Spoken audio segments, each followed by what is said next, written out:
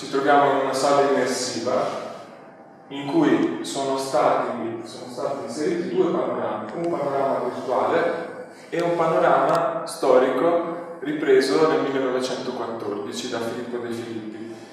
In questa teca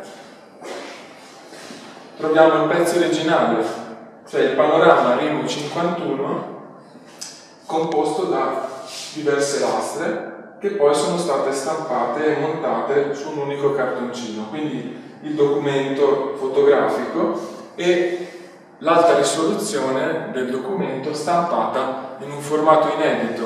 Per la prima volta 7 metri di stampa per permettere agli studiosi e ai visitatori di ammirare la qualità della fotografia e soprattutto andare a scoprire la morfologia glaciale. Ecco, ci troviamo di fronte a una morfologia spettacolare che si trova alla fronte del ghiacciaio Rimu.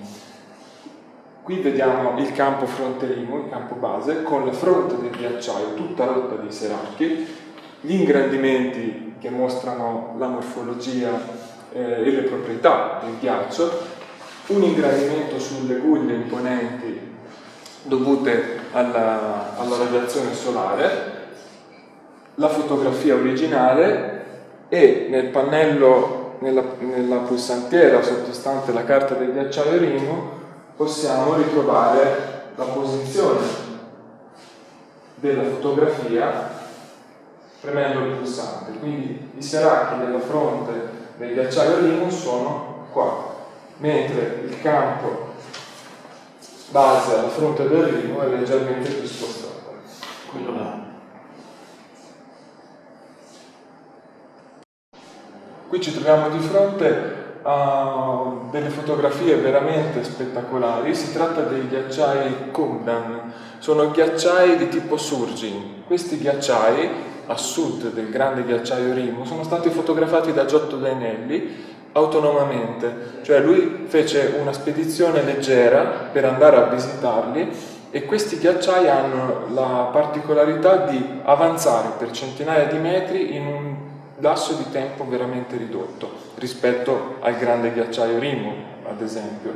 Quindi abbiamo una testimonianza diretta qui in questo ingrandimento in cui si vede il ghiacciaio che scende dalla valle e si apre come una colata lavica allo sbocco dove c'è il fiume. Cosa succede quando avviene il surging, l'avanzamento veloce del ghiacciaio? Il fiume può essere sbarrato, il ghiacciaio fa da diga e quindi si può creare un lago. In questo foglio possiamo vedere come era difficile muoversi sulla superficie del ghiacciaio, torrenti superficiali da attraversare. In questa foto vediamo Filippo De Filippi sopra un portatore che lo aiuta a attraversare un guado, e poi in questo ingradimento vediamo Filippo De Filippi con la ciaspole, la piccozza che segue i portatori sul campo Rimu 5, un affioramento di morena del ghiacciaio. Nelle altre foto possiamo vedere tutto il cordone di portatori che trasporta il materiale per i lavori scientifici.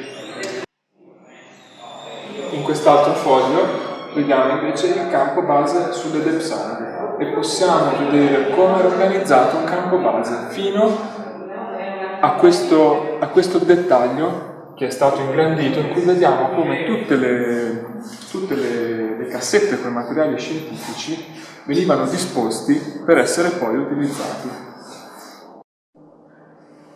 In questo ingrandimento vediamo i coolies che aspettano la paga, perché ovviamente De Filippi si doveva occupare anche del pagamento, della retribuzione di tutti i portatori. In questo caso si propone un ingrandimento su un gruppo di giovani coolies e uno di essi si accorge dello scatto fotografico. L'ingrandimento è stato estratto da questa porzione di fotografia.